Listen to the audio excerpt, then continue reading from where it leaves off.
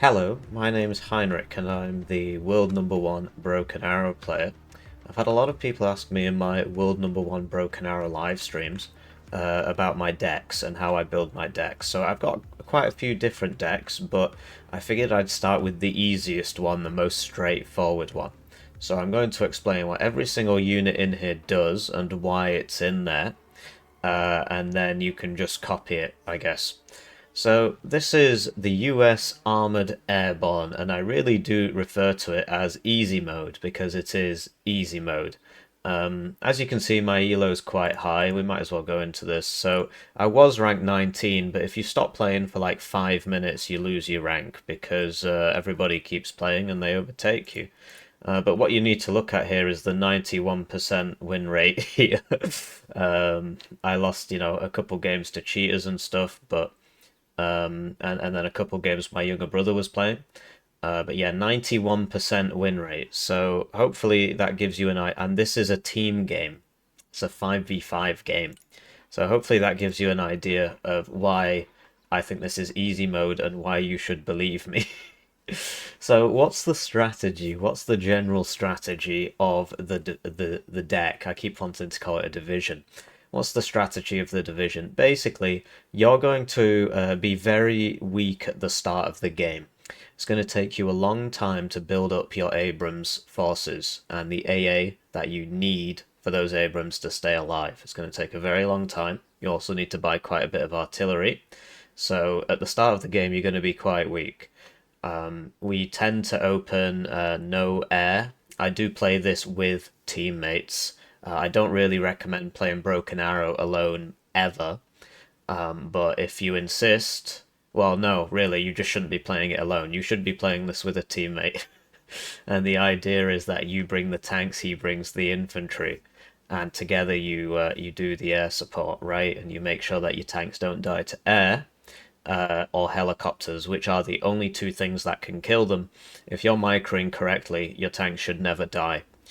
They only die if you make a massive mistake, or if you get blown up by a bomber, which shouldn't be happening, so I would class that as a massive mistake. So you're going to be very weak at the start of the game. Now, what you need to understand is because of the way the game works, I believe the first phase ends at 30 minutes, so you don't actually have to take the point on your lane for 15 minutes after the game starts, and the first phase doesn't really matter anyway. You need to focus on keeping your tanks alive and getting lots of kills. So that's the general strategy. Now we'll talk about every single unit in the battle group. But what I will say is, if you appreciate these videos, please let me know. I personally find this kind of boring. I'd much rather just be playing more games. I'd also like to take the time to thank the generous channel joiners, generously joining the channel. They get the names on the screen, they get the videos early, they get members exclusive videos. One join at the lowest levels worth 2,000 views in terms of the ad revenue. So yeah, this is my sole source of income. I'm doing this while trying to complete a PhD. It's not really going very well. My funding has run out, so this is how I keep myself alive now. So that's why I shill so desperately. So let's talk about the deck. We're at 995 out of 10,000 points. Honestly, in the average game, you're not even going to buy all of these units. It just depends on the situation you find yourself in. So, starting off with the Recon Tab, we've got two Global Hawks. So what's the point of this? This thing's absolutely cracked. It can spot targets from very, very far away. And what that means is basically you spot targets with this, you fly it over your side of the map, and you will spot enemy build-ups of forces, you will spot enemy infantry in the zone you're trying to take, and you will crucially spot a lot of artillery and supply and AA. So this spots all that, and then you use the M1299 Iron Thunder. You'll see I only have one. I only need one. And the M270A2 GM LRS. So this is, it's got the cluster warheads. And you use these, so you use this one to snipe the supply depots, which you're going to see. They're going to light up like Christmas trees. And this one to snipe the enemy armor. And the reason why there's two of these is because if there is enemy armor, you want to launch two at him simultaneously to kill the armor, otherwise he'll just drive out of it. Whereas this only needs 1 or 2 rounds to kill the enemy supply dump. But yeah, we'll get back to these. It's just, I can't explain this without explaining what it synergizes with.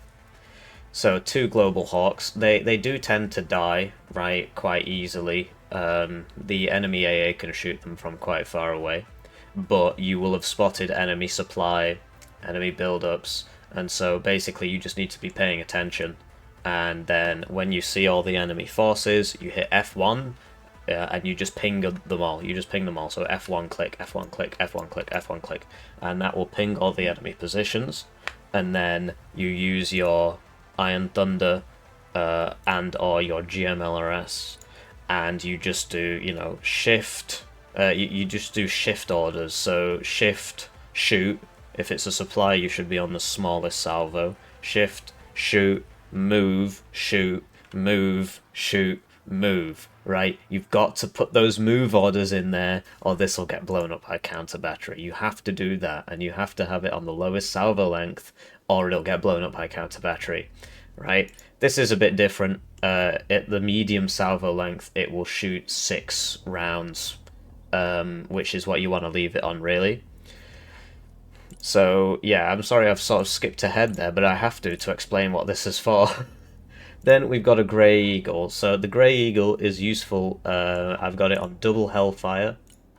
Some people run it in like a mixed combination. Don't really think that's a good idea. So I tend not to buy this that often, but sometimes the enemy will have an armoured breakthrough.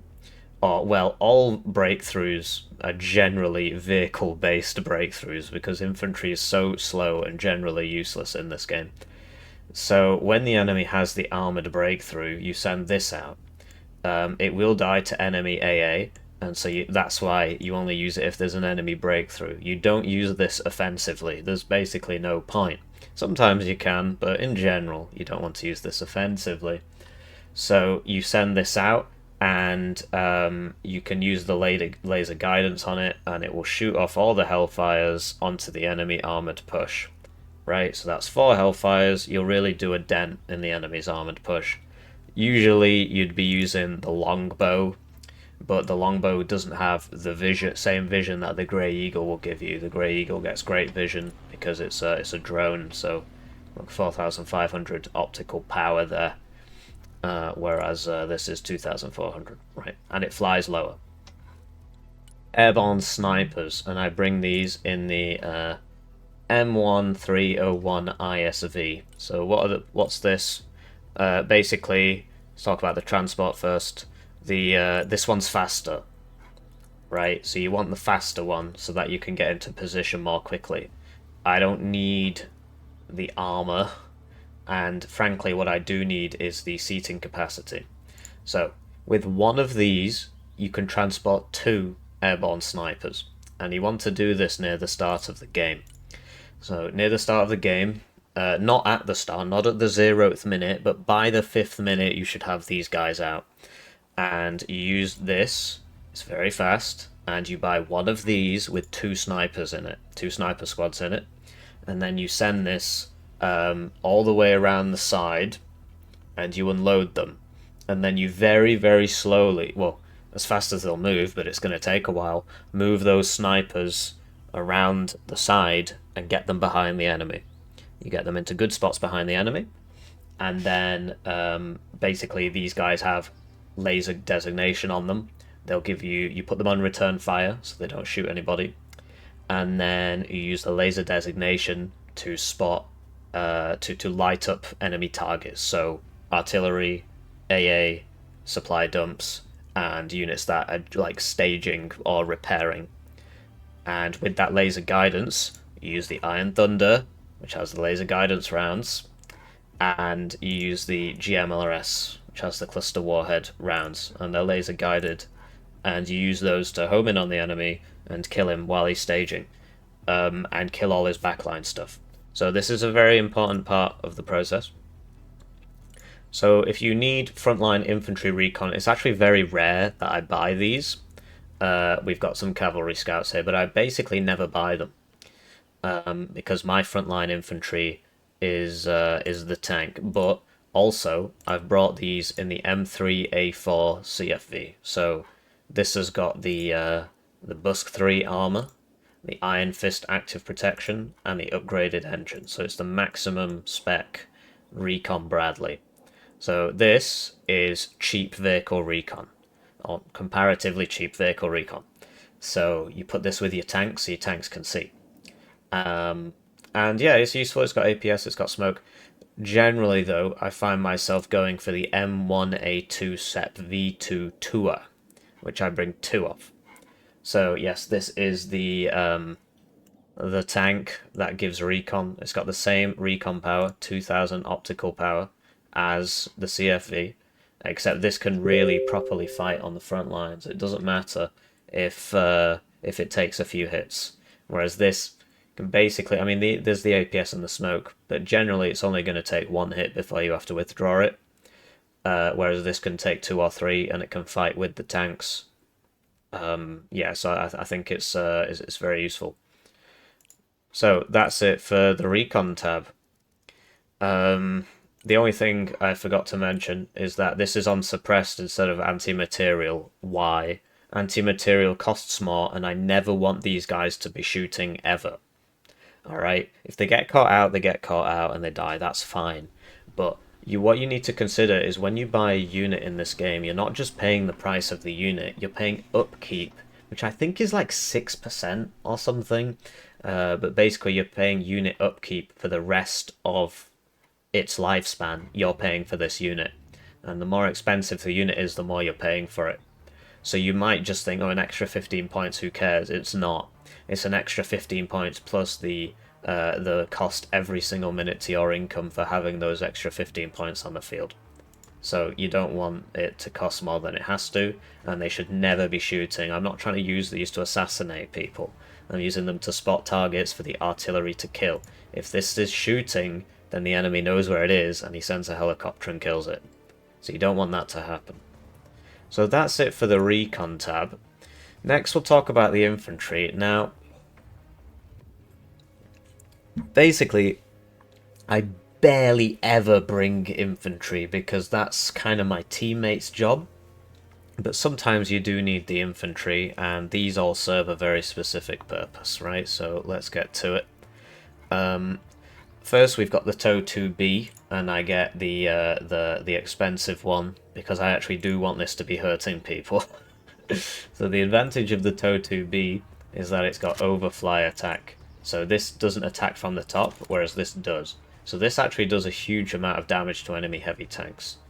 The issue is that often the APS active protection system of the enemy tank will intercept it, but if it doesn't, these guys are really going to ruin somebody's day. I bring two of them, and I bring them in this transport. So, why? This is a 4-man squad. This transport carries 8 men. We want to bypass the enemy's active protection system. It's dead simple. You buy 2 of these and put it in one of these, and you always use them together. So it will always shoot 2 missiles, because they should be in the same building. They'll fire 2 missiles, the APS will intercept the first one, and the second one will really ruin his day. So that's why there's 2, and that's why it's this vehicle, because the other vehicle option is the Humvee, which only carries 4 guys, and is slower. So you want the 8 guys, so you can have 2 TOW 2 teams together. So that should make perfect sense. Then we've got some weapon squads. So what's the point of these guys? They've got javelins, and the way these guys overwhelm the enemy active protection system is that they bring 2 javelins in one squad.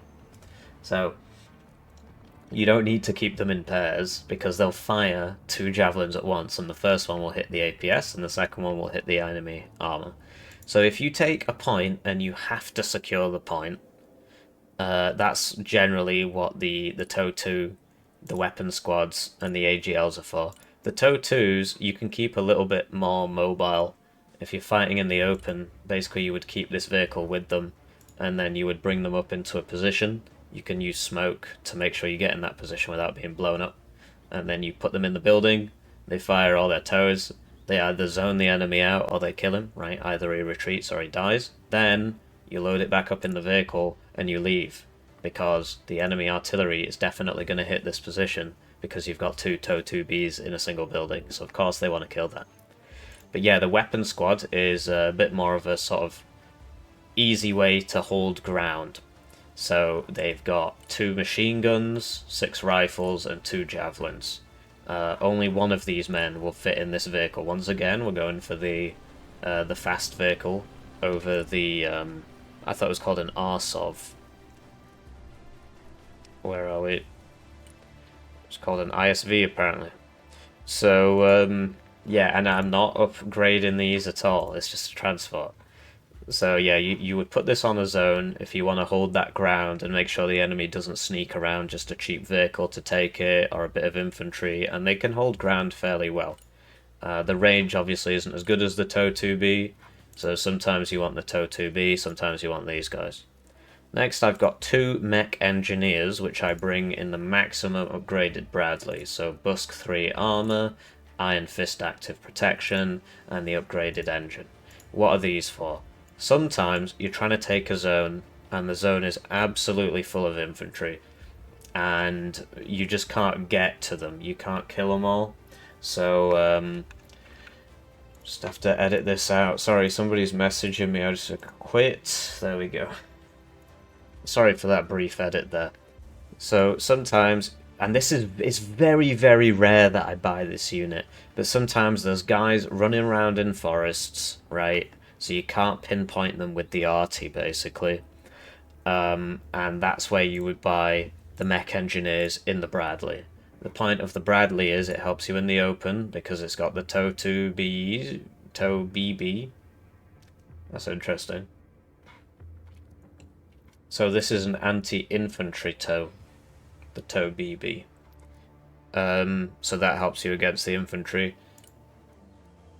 Yeah, so the ESV has the anti-infantry one, which is, it would be better if it didn't, but the idea is the Bradley can get you in and help you win that fight, because it's got the active protection, and it's got the armor, and it's got the upgraded engine. So you basically drive right up to the enemy and unload the mech engineers on his face, and then the mech engineers should kill him.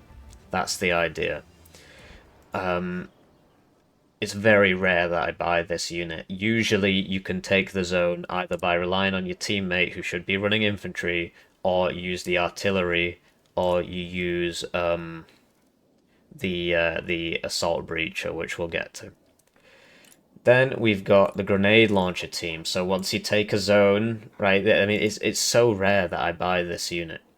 But the idea is once you take a zone, if you have to hold the zone, you would put 1 grenade launcher team in there, right? If you really need to kill a lot of infantry, you buy 2, because this is a 4-man squad, and this carries 8 men. It's just the same thing again, right? So the idea is that then there would actually be 4 grenade launchers, because each squad is 2 grenade launchers, and then you will seriously hose down enemy infantry. Generally, you don't really need this. In general, the infantry, I usually don't buy that much of it because I've got a teammate running infantry, so he'll be running Strikers Spec Ops or Striker Marine or whatever, something with Strikers. But yeah, if you take a ground and you need to hold ground, this can work. But generally, nobody's running infantry at you over an open field, and if they are, you're supposed to be running loads of tanks, so the tanks should just shoot them anyway. But 2 of these in a vehicle is just a serious infantry deletion engine, so it's nice to have that in your back pocket for when you need it. Then we've got 2 cards of mech riflemen, so this is just standard line infantry. They're nothing special. They only carry 4 AT4s, so if they end up against a vehicle, what happens is the enemy APS intercepts 2, and then the other 2 don't do any damage. Sometimes 1 even misses. The only reason I'm bringing these is so I can bring the Bradley. So this is the M2A4 Bradley, maximum upgrade armor, maximum upgrade protection, maximum upgrade engine, and the idea is that these complement your tanks when your tanks are fighting, because they're firing TOW-2Bs with the top attack, and they help your tanks win the engagement. But generally, I mean, I can't stress this enough. you can play entire games where you don't bring a single infantry unit as this deck. That's why I call it easy mode. So let's talk about the vehicles now. The vehicles are the cornerstone of this experience. So first we've got 3 Humvee TOW 2Bs, and we've got TOW 2B over to fly attack, right? As you can see, it makes it a top attack missile. No armor, because the armor slows it down. That's what's happening there. The armor slows it down. And generally, this thing can survive one hit anyway. But the idea is you want it to be fast. And then we've got smoke launchers. So your armor is your speed and your smoke. If there's an ATGM coming, you're not going to survive that anyway. So you should be smoking, and then you should be running away very fast. And if there's a tank shooting you, I'm pretty sure this isn't going to save you anyway. And the loss of speed is very important. So what are these for? Basically, you send them around the sides to be really annoying. You send them around the sides to be really annoying, or you can keep them with your tanks to aid in your tank combat by providing additional tows. But yeah, this is generally for like defensively holding ground. If the enemy's just running massive armored pushes at you all the time, you use these, and you always send one around the side. Just send one all the way around the side, get him around the side, and get him to hit the enemy reinforcement road. Always a lot of fun. They'll send a helicopter and they'll kill it, but the amount of damage you've just done for those 75 points is usually worth it. Then we have the crowning glory of this deck and why this is easy mode, why it's so much easier to play the Americans. This is just the best tank in the game. There's no other way of putting it. It beats the Armoured in a 1v1. It's an absolutely crazy piece of work, this tank. So essentially you want the maximum upgrade. You want the Tusk 2 armor plus trophy APS, and that makes it very, very expensive. And the idea is that this will win. This will win. You can even, like, this is why I call it easy mode. Most of my viewers come from a game called Warno. If you drive the best tank in the game into a forest in Warno, cheap infantry units will make that tank useless, and they can often kill it. Infantry wins in the forests, infantry wins in the towns, and the tanks win in the open. That's how it works in Warno. This tank wins everywhere, all the time, anywhere. It wins in the forests, the enemy just can't kill it. It's got too much armor, and it's got too much active protection. They literally run out of ammo before they deal damage to you, or significant damage to you. It wins in the urban environments. You can just dual tow teams and just kill them. And it also wins in the open. It beats everybody, all the time. The only things that kill it are helicopters and air. So we'll get on to dealing with helicopters and air. Generally, you want to be playing with your mates. Do not play this game by yourself. How do you think I have a 91% win rate? Don't play this game by yourself. Find some friends. If you don't have any, my Discord's in the description. You can just join that and make some friends. If you don't like me, don't know why you're watching this, but just join a different Discord and make some different friends, alright? Don't play by yourself. Anyway, this thing will lose to helicopters, this thing will lose to planes. Apart from that, it's the king of the battlefield. So, basically, I open with one of these. We'll talk about the opener at the end, I guess. But, well, we might cover it now. I open with one of these, protected by one of these, right? And then various other things. So this is your crowning glory, but you need the other assets in place to make sure that this doesn't die. So you need the AA, short range and long range, right? And you need the screening forces. You need the snipers out so that you can see the enemy. And often at times you need like a Bradley with some infantry or something like that, just as if you don't have a teammate helping you, like a Bradley with some infantry, just to go out ahead and just make sure that this doesn't get ambushed. But it will usually win the ambush. It's very, very silly. But yeah, you need those mortars for smoke. We'll get on to that. But this is the crowning glory, and you want to buy as many of these as you can. Sadly, we're maxed out at 2. So when you run out of these and you want more tanks, what do you buy? Well, usually, so these should be, your first 2 tanks should be the M1A2 SEP V3 trophy. Then you should buy the M1A2 SEP 2 tour, or well, okay, this should be your first one, this should be your second one, this should be your third one. Then once you finish that, if you still need more tanks, then you switch to the M1A2 Set V2 trophy. So Set V2 as opposed to Set V3. They're not as good, right? They're just not as good. For starters, this has HE rounds against infantry, but also look at this APF SDS. And the armor isn't as good, right? Yeah, as you can see, this has more penetration. But it's cheaper. But the idea is it's not that much cheaper. So you get all the Set V3s first, and once you run out of those, and you've bought this, then you start getting the... Because this doesn't have active protection, and you can't put it on. Then you start getting the Set V3, Set V2 trophies. Dead simple, right? Buy this first, then buy that, then buy this, then buy these.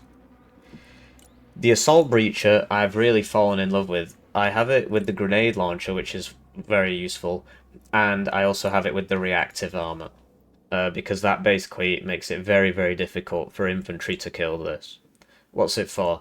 It launches, we call these coffin launchers in 1.0 because the first unit to get it kind of looked like a coffin. These don't. It's just a box, really. But the idea is that this launches like a mine layer clearing device. It's just a big boom. It's a big boom designed to kill units in buildings. So if you're fighting in an urban environment, you want this out as near the start as possible. So my typical opener might even involve this. And you always want to have supply with it.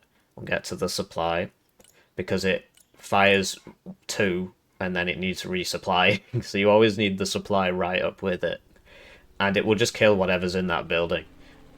Generally, if your enemy's good, he won't clump up his infantry. And he'll move it around a lot. So artillery, you'll fire the artillery and he'll take the first hit and then he'll move and you won't kill him.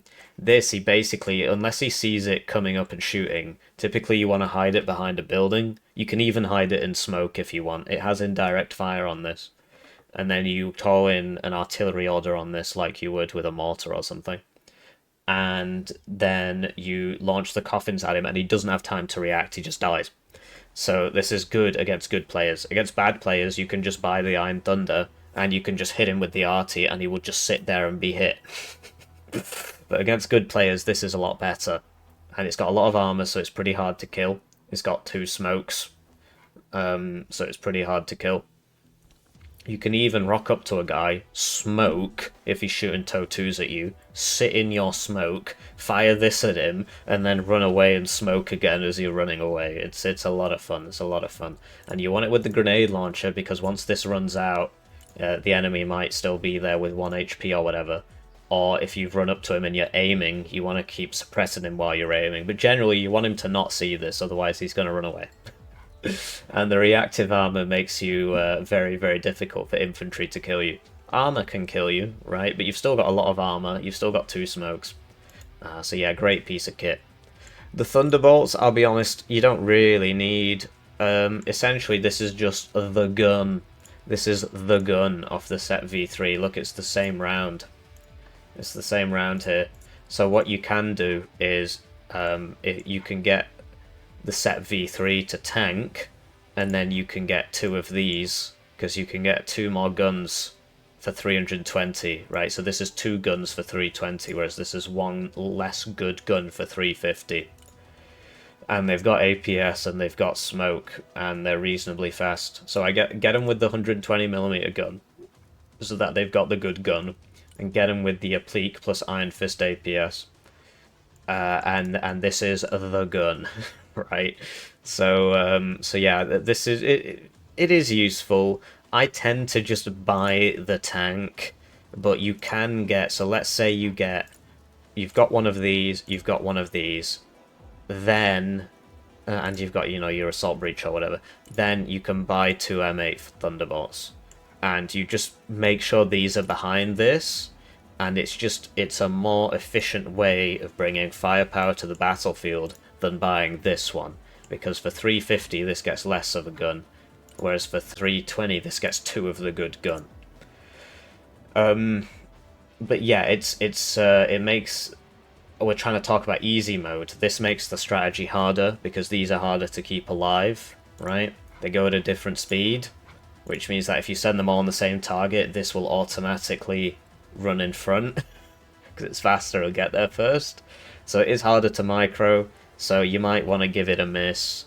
But they can be useful in situations where you just need to hurt people as fast as possible, and you don't actually need that much armor, right? They're not shooting back that much, which is quite rare, really. So that's it for the vehicles, the cornerstone of the strategy. Now let's talk about the support, which you can't, which is also the cornerstone of the strategy. To be honest, you need everything. The infantry is probably the least important one if you're playing with a teammate who's bringing infantry. Otherwise, you kind of need it. So support, we've got 2 Patriot Pack 2s. And this is... So we've got 4 missiles instead of 2. Why do we have 4 missiles instead of 2? Do you see how it gives it 2 extra missiles? So basically this can still have 2 multi-targets with only 2 missiles, but basically you're going to run out of missiles straight away, so it's really pointless to only bring it with 2. This way you can get away with only having 1 of these. And it will fire the missiles, right? Self-defense weapon you don't really need. If the enemies come for you, chances are a grenade launcher's not going to stop him anyway. And then the armor, you want the B-kit armor. And this means that when the enemy counter batteries you with cluster or something, you'll actually survive the first shot. If he's hitting you with artillery, you'll actually survive the first hit, which gives you more of a chance to get out of there. So for the sake of 5 points, it doesn't affect the speed either, right? I've decided to bring it. So yeah, I bring 2 of these, but it's quite rare that I buy more than 1. It just depends how good your teammates are. You can't advance with this deck if you can't control the skies. If a bomber just comes in and kills all your tanks, well then you're scuppered for like 10 minutes while you buy all your tanks again. And, you know, stopping nukes from landing on you and stuff like that. So that's the Patriot. You can't really do without it. It's got the range, right? Whereas this, you know, this doesn't have the range. So you don't want this one. You want the Patriot. Then we've got the GML RS. So this is an M270. And you want the good one because it's got the laser guidance. And the laser guidance, so essentially you want it with cluster warheads, right? High explosive is good against infantry. Well, you've already got the Iron Thunder and the Assault Breacher for that, and infantry isn't that important in this game. Vehicles are more important, so cluster's more important. So that's why it costs a bit more. And yeah, you get cluster, which is better against vehicles. And you see how it's laser guided. So you use this with the airborne snipers that we just spoke about. Hopefully you're not skipping through this deck review, otherwise none of it really makes sense. But yeah, there will be timestamps in the description for the different sections. But you should remember when we spoke about Recon, this has laser guidance, this has laser guidance, this has laser guidance, this has laser guidance. So the laser guidance on this you generally won't be using, right? And so this lights up targets for your GML RS. And you want the laser guided one, so you can take advantage of that. And you want cluster, because infantry isn't that important in this game. Then we've got 1 Iron Thunder, so I've basically already spoken about this. So I get the up armored one, because for only 10 points more, you're going to survive counter battery a lot more. And because it gives you more HP, because you're going to get people and they're going to say, well, the top armor doesn't change. It gives you more HP, right? Which makes you survive more, because you're more healthy. And you want the Iron Thunder upgrade, because not only does it give you laser guidance, it's also giving you additional range, which is really useful. So you look, 4,300, 4,300, 4,300, 5,000. You only need 1. Why do you only need 1? Because if there's infantry very far away, then whatever, you're probably not going to kill him, who cares? If there's a supply depot far away, generally a short, so you want this on the shortest order. You send up the drone spots all the backline stuff, F1 click, F1 click, F1 click, F1 click, and now you've pinged all those positions, right? You can even use like F2 for enemy supply or something, whatever you want. I think one of them is supply on F1 to F4. and then like F1 for vehicles, F2 for supply or something, and then you get this to shoot all the vehicles, and you get this to shoot all the supply, and you put this on the shortest order. This you just leave on the default medium order. It'll fire half of them. It'll fire 6, which is usually enough, at least to ruin his day. You're probably not going to kill an enemy heavy tank with that. That's why you would buy 2, and you would fire 12, 6 each, because they will start moving, so there's no point firing all 12, because you're not going to hit anything, unless your enemy's a proper goober. Anyway, you put it on the shortest order, and you use the shift orders. Shift, shoot, move, shoot, move, right? And you always end on a move, not a shoot. And you can, a short order will just blow up the enemy supply. So the drone spots, the sniper spots, and then you use this artillery. Like I said, this is a very slow deck. You play it slowly, that's why it's easy mode. You don't have that many units to micro because your tanks are expensive, so you can't get that many. And you just play it slow. Try and lose as few of your units as possible. Play as conservatively as humanly possible. If you don't get the zone in phase 1, doesn't matter as long as your KD's up. Then we've got 2 mortars for smoke, and I've actually got them on mostly smoke because that's what they're for. And you don't need a self-defense weapon, and I've put it on caged armor plus smoke because it doesn't make it any slower, and it does make it a lot more survivable. Not only do you get 16 HP, a lot of things in this game deal 15 damage, so 16 is useful, but you also get smoke, which can save you if you get caught out, and it doesn't slow you down. So you put this on mostly smoke, and you use this to cover your tanks. So if you're in a big open field, you make your own cover with smoke. And if you need to get across a road and there's enemies with ATGMs on the road, you just smoke them. Really, really, really useful piece of kit. The better you are at the game, the more useful this is going to be.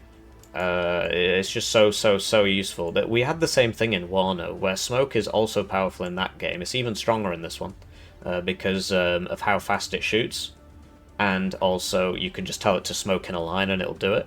And it's taken a long time for people. There's still top players who don't use smoke, which is really weird. Anyway, really useful piece of kit. Also, like, let's say you want to get your mech engineers into a position to kill them. And it's like an ATGM position. What do? You smoke it. Lots and lots of uses for smoke. If you're attacking an enemy position, right, you can smoke behind that position so that their tanks, and often their helicopters, they can't shoot over the smoke if they're on low altitude, so they have to come up and get shot or go around and get shot. You smoke behind it, right, and then the fire support behind that position can't help them. Or if you're being shot from 2 sides and you're trying to push and you're being shot from 2 sides, you smoke off one side, kill all those guys, then switch your attention, right? If you're using smoke to stop enemy shooting, then you're defeating them in detail, basically. You're forcing them to move. Let's say you're pushing an objective and there's a really annoying TOW 2 team in there, or Conkers or whatever. You just smoke that, kill everybody else, and then you drive right, then you move the assault breacher into position. You can also use smoke to cover retreats. You get caught out in the open, you've ran out of supply, you've ran out of smoke, like vehicle smoke. You've run out of APS, you're dying. You just drop a line of smoke and retreat through the line of smoke. It's so useful. And also, this is useful for peppering enemy positions at the start of the game. So I usually open with a smoke mortar, or I buy it as close to the start as humanly possible. And I go for mostly smoke. And yeah, if there's an enemy infantry, you just hit him with the mortar. And if he's got a brain, he's going to move. If he's bad, he'll just sit there and just get shot. But otherwise, he's going to move. Generally, smoke isn't as important for this strategy as it would be for a motorized strategy, which relies upon running into the enemy. But no, this is so useful. You need to learn how to use smoke. So, then we've got the M6A4M SHORAD. So this is your close range AA for the tanks. It's got 70 kilometers an hour speed, which means it keeps up with the tanks. It's a little bit faster, in fact. And it's got 30mm chain gun, the machine gun, which is by the by, and then the stingers. Bring it with the stingers. So I've got M SHORAD stingers, and then I've got the Busk 3 armor, so it can survive, and I've got the upgraded engine. This doesn't have APS, and it only has one smoke. Why the Stingers? Because this is for killing helicopters. The Hellfires don't do that very well.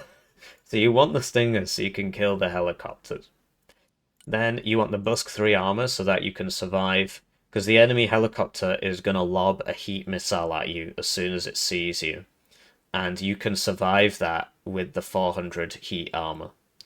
And the upgraded engine so that you can... Otherwise you can't keep up with the tanks. So you need the upgraded engine. Why are there 3? Because despite all this, these guys die easily anyway. The Apache Guardian will beat this in a 1v1. Basically every time. If you're close enough, you'll get him. But usually, you're not in gun range. You're just in stinger range. His ECM makes your stingers miss, and then he kills you. So that's why you need 3. So typically, you'd want at least 2 of these on the field at any one time.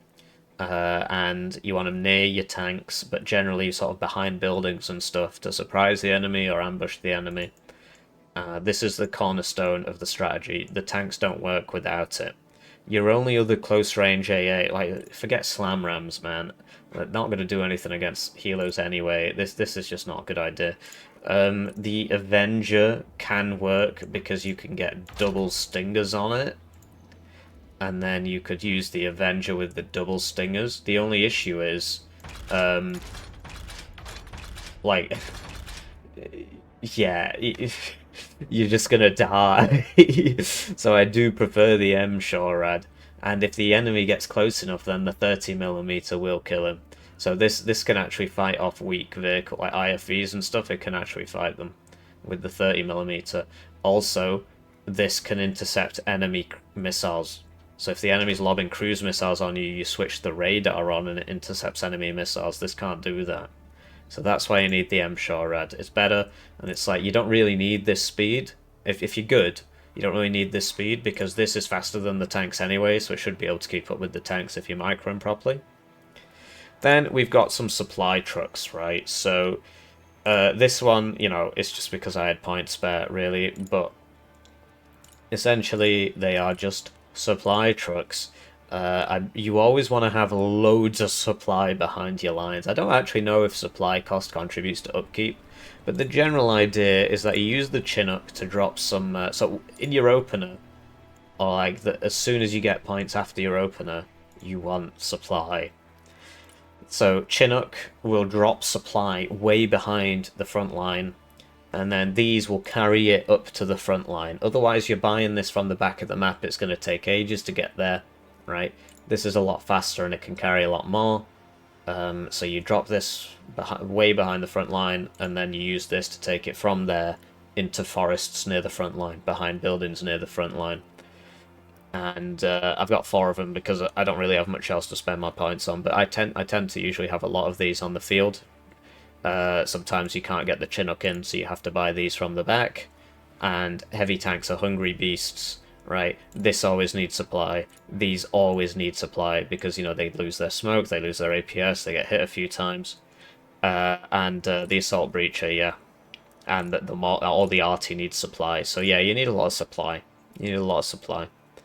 Then we've got the Helo tab, so this is sort of where the Airborne is most useful now. I mean, I know a few of these are Airborne, right? But generally not, right? I think it's hard to tell which one's which. I can't remember if this is Airborne or not, basically. But yeah, essentially, this is your anti-tank Helo. So if the enemy... You generally want one of these out most of the time. But if the enemy's doing an armoured breakthrough, you buy this, and you try and keep it alive. It's got nice ECM and flares, so it tends to be quite survivable. Once the flares run out, go and get them back, don't just sit around. And you want it with 2 sets of Hellfire L, F and F missiles. Why? Because then it fires loads of them at once. I'm pretty sure it fires 2 at once, and then it will immediately fire another 2. But I don't think it shoots 4 at once. It goes 2, and then 2. And they're firing forget. So as soon as it's out, it's firing the next volley. So that's what you want it for. It's the ultimate anti-tank piece of kit, basically. I think there's another one called the Guardian, and I can't remember what's different about that, but it's the fact that they're fire and forget. So this is your premier anti-tank thing, right? This isn't that good at doing it because it's slow, it takes a long time to get there. This is more for enemy breakthroughs, or if you just have completely clear skies, which is quite rare. Whereas this is, your frontline brawler. It can take quite a bit of damage, but as soon as you see the AA, you run back, right? But the idea is usually you don't die. And then we've got these for supply. In very, very rare instances, you can use them to transport infantry to the front line, but generally that doesn't happen. You want these for supply, and I've got two because sometimes one dies. Also, let's say you lose a pilot, use this to go pick up the pilot. Make sure they're always on low altitude, and you don't need the guns, they just shouldn't be in combat ever. Then we've got 4 Kiowa warriors with 2 stingers and 2 hellfires. Why? This is sort of a panic button. So we've actually got 4 of them. Because they've only got 2 stingers on them each, you always want to have, like, at least 2 out. You never use them by themselves. But yeah, you always want at least 2 out, because it's only got 2 hellfires and it's only got 2 stingers. But the idea is if the enemy, like, gets some helos at you, you can buy these to kill the helos. And they can also shoot the tanks, right? You can do it if you can't afford this, you buy 2 of these. If you can't afford this, you buy 1 of these. Just try and slow down that enemy armored push, right? So it's more of a panic button, really. You don't really need the sensors, because that's not really what it's for. And it just makes it more expensive. So then we've got the air. So in my stack, we used to open air a lot, and then we stopped opening air, and we found that actually we were winning games more when we stopped opening with any planes. Because basically you can just buy more ground stuff and just open with a Patriot and 2 SHORADs or something, and then I could actually show up on the battlefield as opposed to just not being there for the first 10 minutes, because this is a slow deck anyway. But the idea is that at the start of the game, you can have the F-15C Eagle, and it's got 4 AMRAAMs, and then 2 AMRAAMs and 2 Sidewinders, and then no extra fuel, because what do you need that for? And so at the start of the game, if you are going for air heavy, you buy 2 of these. Later on in the game, if the enemy's bullying you with seed airstrike, seed airstrike, seed airstrike, you just can't do anything. Then you buy these and use them to kill the enemy seed, so that you can switch on your radar, or at least if he's showing his back to you, he can't shoot you. So if you force him to turn away, then you switch your radars on, your Patriots get him. So that's what these are for, and you need to, because even if this survives on full HP and goes off to rearm, it doesn't come back for ages, so you need to. Then we've got the F-15EX Eagle 2, so I'm bringing this with cruise missile, 2 cruise missiles, seed, 4 of these. This is just because this is the cheapest option for AMRAAMs, and then the designation pod. So it's actually quite rare that I'll bring this. But the idea is you launch cruise missiles at people, and the enemy the enemy AA shouldn't be able to shoot you because your harms will be firing at them. You don't really use it for a seed run, right? But you can do. You can call it out, the harms go off, and then you drop the cruise missiles on where the enemy AA shoots from the harms, right? Or you just use it on the enemy AA, and then the harms will be firing automatically while you're trying to shoot these at the enemy AA. So it's quite difficult to use correctly, because if it dies, it's a big loss. But this thing is pretty lit. And, it's got the designation and so on. Generally, you don't want to be in range to designate people. You want to spawn this in, drop all the cruise missiles, and get out of there. And the harms just keep it alive, because you don't want to lose it. It's very, very expensive. Then we've got the Thunderbolt. So this is... so I've got 42 Hydras, 6 Mavericks, 2 AIM-9s, and the ECM. And no designation pod, although I think I should put a designation pod on it, actually. The only issue is that's going to take me over. So, and then I can get rid of this. Whoa, that you've helped me today. You've helped me today, dear viewer. You do want the designation pod on it, because when it's coming in for the run, you can start designating things, and the Mavericks will start shooting off automatically onto designated targets. So, yeah, basically, it's quite rare that you would buy this. But the idea is enemy armoured breakthrough, you buy this for the armoured breakthrough, or if you've got completely clear skies somehow, you buy this. Like I said, generally you're going to be playing around the I hope I haven't ruined anything in changing all this, because obviously I've been showing you like different settings and stuff. Well, I'll find out in my next game if I die, right? So yeah, just to recap, try and play with teammates, yeah? Don't play by yourself. But the idea is, Patriots to protect you from the tank is the best tank in the game. It's basically unstoppable. The only thing that can kill it are helicopters and planes. So you need to get everything else in position to make sure that this doesn't die to helicopters and planes. Or artillery, right? So you get the snipers around the side. You use the Global Hawk to spot enemy positions so that you can blow up the supply with the Iron Thunder and blow up the tanks with the GMLRS. You make sure you've always got at least 2 of these on the field. And yeah, you buy this, then you buy this, then you buy this. You can buy these 2 to give extra firepower, or you can just swap into these. You come up against some infantry, you always want one of these, really, just so you can just blow them up straight away if you're fighting in an urban environment. It's also very tanky. Infantry, generally you don't buy that much infantry, if any. But the TOW 2B, you put 2 in one vehicle and use this, right? The weapon squad is 1 in one vehicle, but it brings 2 javelins, so this is good for defending ground you've taken. If you've got some annoying guys in forests that you just can't clear out, you use the mech engineers in the Mega Bradley. And then this is quite rare that you need this, but this is to stop infantry from taking objectives. Usually your armor's going to do that anyway. But yeah, you fit 2 of these into one vehicle, and you just carry them around. You don't leave them in one place. You get there, you kill whoever's there, you move to the next building, or the artillery is going to get you. And then this is just line infantry if you need it. Sometimes you do. And it comes with the Mega Bradley, which can help your armor if you've got the Mega Bradley. The Cav Scouts also come with the Mega Bradley. So this one is the one you should be getting first, the Mega Bradley. The Cav Scouts is quite rare that you should buy them. Then these, always send one of these around the side to annoy people, and also I wish these weren't in the way, but I guess there's no other way of doing it. And also, if you're fighting on like Highway of Death, you put these in the forests on either side, so when the armor comes down the middle, you're just hitting them constantly. Best tank, buy this first, then buy this, one of these, and then buy these. We've spoken about these enough. Patriots keep you alive, RT, and so on. So yeah, this is stop armored breakthroughs, supply and pick up pilots, panic button, cruise missile thing. Quite rare that you should use it, but it can keep itself alive with the seed.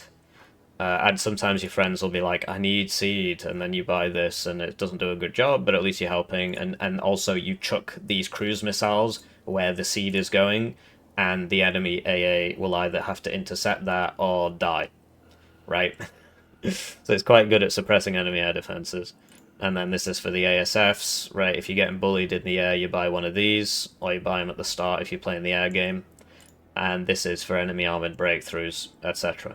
So I hope you learned something. I'm sorry this took 53 minutes, but I've explained in great detail what every single tool does, how they synergize, how you should use them.